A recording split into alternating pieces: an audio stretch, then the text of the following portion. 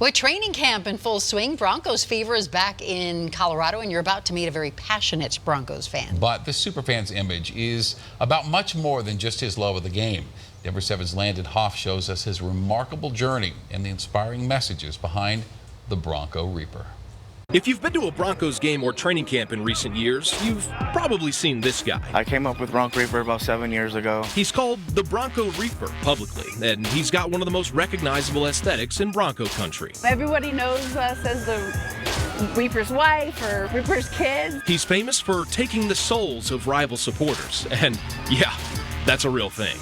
His name is Jesse Escobar. I usually don't see the person under the mask. And he's been a staple at Broncos training camp for more than a decade. This is my 15th straight training camp. About 15 years ago, my son and me, he was about 2, actually showed up, and it was our first training camp.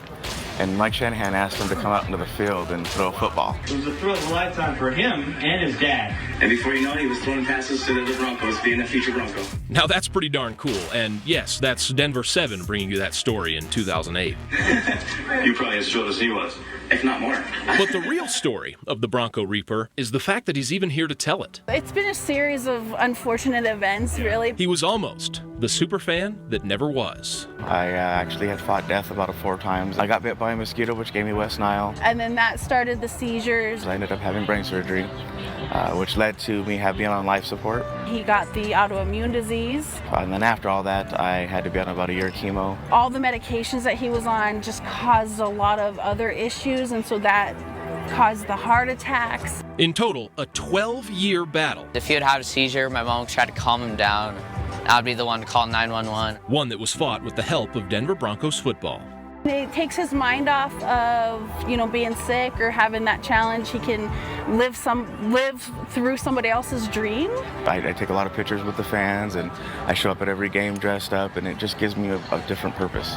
It was from that triumph over death that the Reaper was born, with a powerful message. Kind of figured that most people are scared of death, so it was a way for me to get out and kind of make people a little bit less scared. I don't even know how to explain it. It's just, he does take on that persona and makes us not afraid of death. And a mission to inspire others. Hear it instead of fear it. I love all the opportunities that he has to give back to the community, and it's gotten us more involved in doing that as well. So it's not only helped us grow as people, but it's helped us just grow in the community. He always says you're going to die before you die, and don't let yourself do that, because you die here before you die physically. In Englewood, Landon Hoff, Denver 7. Glad he's here with Jesse. us, Reaper. Oh, Isn't that great? Oh. Lovely. Now,